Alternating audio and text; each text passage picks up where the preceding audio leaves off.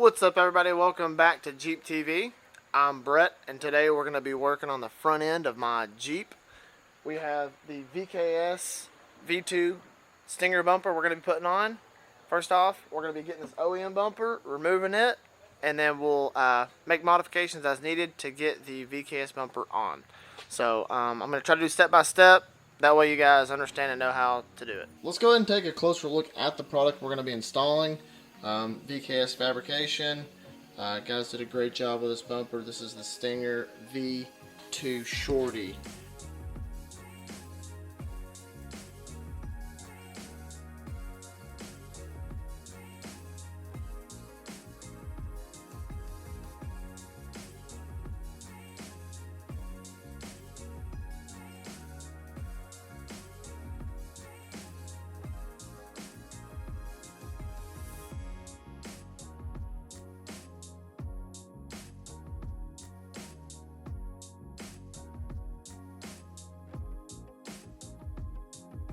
Got a lot of good weld joints here. Definitely way better than I could do.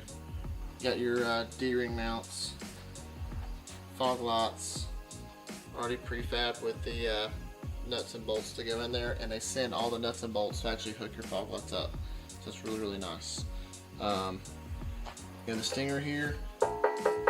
I don't know what the thickness rating is on the metal. It doesn't feel thin, but I mean, it's not solid. But it's probably your typical grade steel that you would use for a Stinger. But yeah, I mean, everything's nice and smooth. There's no wrinkles or anything. You know, weld joints back in here all look really nice. They actually kind of, I guess they cut all their pieces out, like with the CNC machine, like, you know, same thing like we have.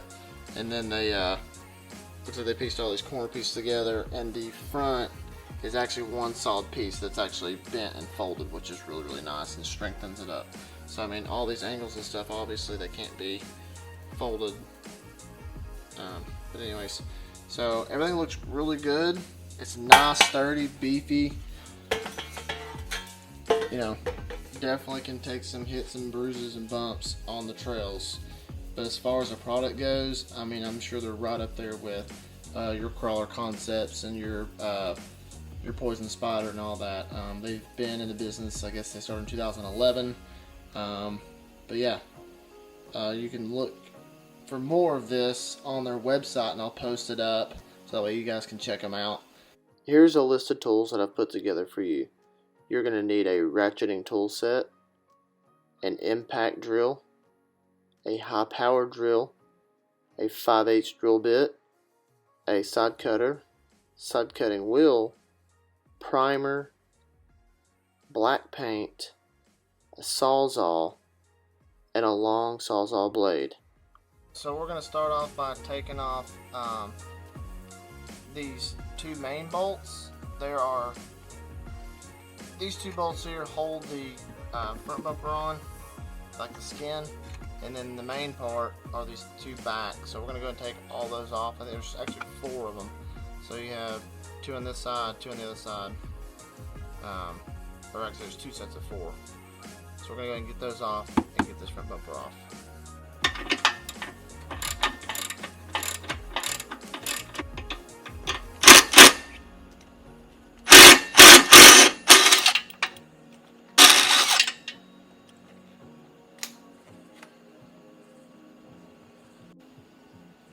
Alright guys, you're going to want to take out the 2 screws in the front and then slide your guard out. That way you can get down here behind here and get to the inside screws of the I-4.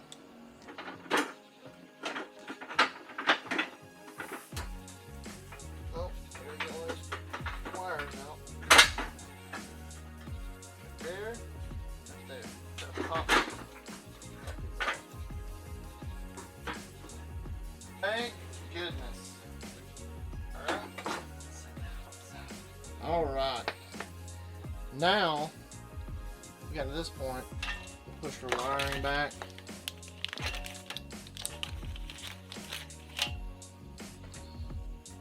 Alright, so we pushed our wiring out of the way. Now we've got to chop these horns off. So in the directions it says from the front, go 1 3/4 inches back from the front of the horn. So we'll measure back 1 3/4 inches, draw our line, and then cut. This crash bar can stay if you want it to stay, or you can remove the crash bar. You know, there is a little bit more to do cleanup wise. Also, whenever you take this out, you can get a pump relocation if you want to, set it further back, or they have a relocation that puts it up on top inside the Jeep. So there's actually quite a bit of metal to skin off of here to make sure you have, you know, it all taken off. Okay, so anyways, we're gonna go ahead and cut these off on both sides, and then we'll kind of finagle around with the bumper. It does say you have to remove the crash bar, but I thought it said you could do it or not, so I'm not really sure. So we're going to do this first before we go into removing this crash bar. If we have to remove the crash bar, I've done it before, no sweat. It is a bit of a job to do, but we'll get it done.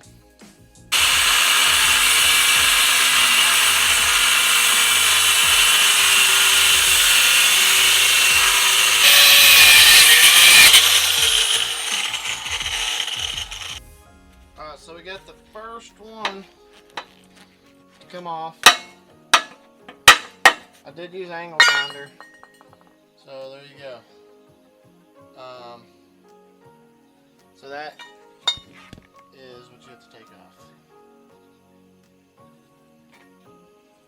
Alright guys, we have both horns chopped off at 1 3/4 inches on both sides. We left our crash bar intact. Got the pump still in the same location. In the directions, it wasn't super clear on if it would clear the crash bar or not, so I'm going to go ahead and debunk this right now. So let me go ahead and sit you guys down. I'm going to go get the bumper.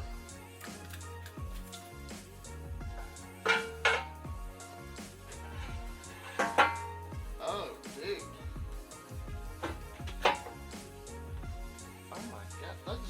It went right on there. Yeah. Okay. So it's on. This hole lines up pretty well. This hole over here does not appear to be lining up. That's what it looks like with the crash bar on. Yeah, they're saying to keep that, or they actually have something that I actually cover this up, I do believe. But to me, that just looks ugly to me. I know a lot of people who's gotten their sway bar disconnect and they flipped it up too, so that might be something I need to look into doing, is flipping this up. But I really want to get this crash bar out of the way and then flip this motor around for my sway bar disconnect for this since I have a Rubicon edition. But anyway, yeah, that's pretty sweet. So it will fit, but just removing the horns and sliding it back seems to be hitting over here pretty close. It may have like a little bit of a further out on one side than the other. So what I'm gonna do is I'm gonna remeasure, double check, and yeah, see what's happening with this thing. Okay, so now that we know that it actually fits, I actually removed this little piece right here just to see if that was the discrepancy that it was hitting the bumper over here to make it off. So and that didn't do the trick. So I'm actually going to remove my pump. I'm going to set it back in here. I'm going to zip tie it against the frame back inside here. I know it's not ideal, but I am going to buy a pump relocation bracket, and then I'll, we'll re-remove the bumper, and then we'll replace the, or add the bracket and relocate this on a different video. But for now, it's safe just to pull it out, set it back, zip tie it up out of the way, so that way it's not going to hurt anything. But anyway, yeah, I'm removing the crash bar. And then I'm going to figure out how to flip this bar, my sway bar for the Rubicon. So anyways, Yep, I'm gonna go ahead and get started on this. I went ahead and cleaned these cuts up. Got a few other little spots. I'm gonna go and hit it with some black. That way it you know, doesn't rust and corrode.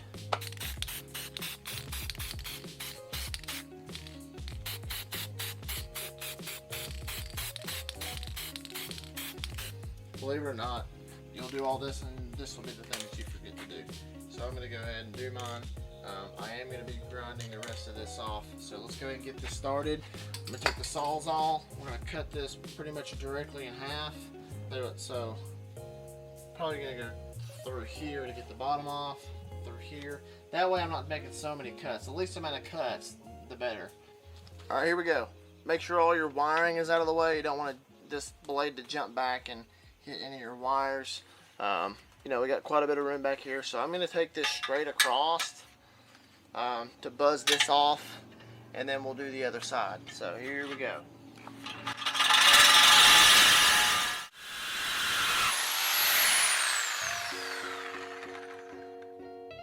There you go, got one side down. Alright, so with two cuts, straight across the bottom, straight across the bottom, gets that crash bar out of the way. So what we're gonna do is we're gonna go ahead and set our bumper back up there and see if that freed up that extra room we were looking for to gain that line up the nut.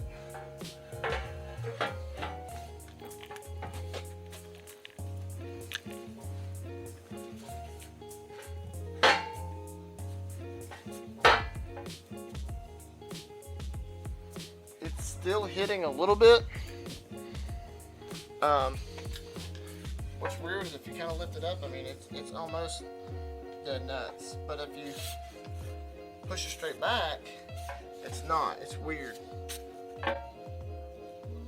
So I've still got extra metal on this side holding this out from sliding all the way up. Alright guys, so we're almost home free. We got this pump mount off, or the vacuum mount off. Pretty much just cut straight down on each side. Same thing over here. I've cut down the front on this side, and I've cut down the back side on this one. So I gotta do the front and then across now. So this is where we're at so far. Got a little bit left to go. Gotta get this piece off, and then I'll grind this down, paint it. Same thing with this one. Get this back side off, get these off, grind them down, and then paint it. So the wheel that I'm using, it's a 4.5 inch, 115 millimeter. It's a .36 grit. It's just a really big thing of sandpaper, really thick. I've already eaten through the edges on this one, trying to get in that back corner. But anyways, I'm gonna go ahead and attack this one and let you guys check it out.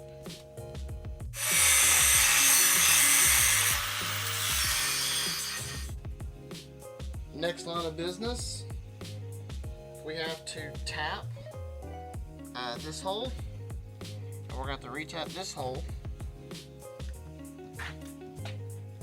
We're going to have to re-tap this hole down all the way through, and this one all the way through. What I'll do is I'll get it all pushed back where it needs to go, get it all aligned, and then what we'll do is run the bolts through and fasten it down.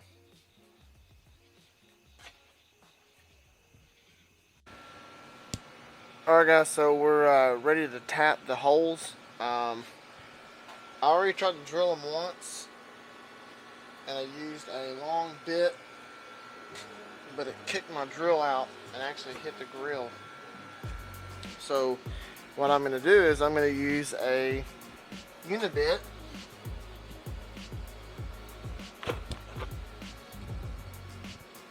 Use a unibit and just open that hole up a little larger. I'm going to measure back underneath and then drill from underneath. So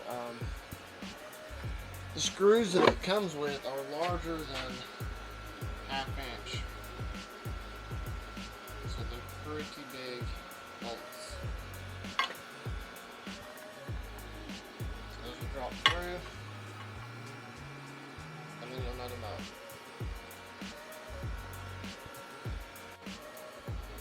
Okay, holes are drilled, screws are in, dropped them down through, I have them on the bottom side. So I did throw a thing of primer on here. Basically all I was going to do is nut them up. The screws are going to hang down a little bit. It won't be too bad. You can probably trim them back if you really want to, but I'm just going to leave them. So yeah, let's go ahead and get it tightened down, and that's going to be it, guys. I'm going to throw the fog lights in after it's painted. It comes with a really cool kit. You just use the nuts and bolts that they give you. Set your lights in just like factory, and then plug them up.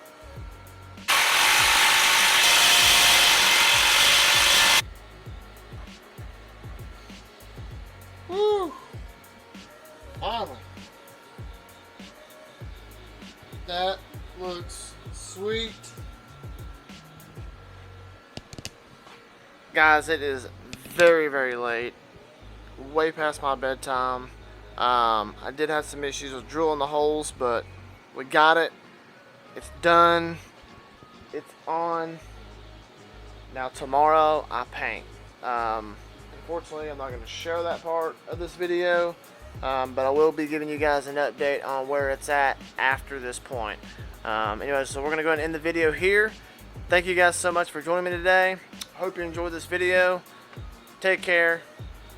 Peace out. Keep jeeping.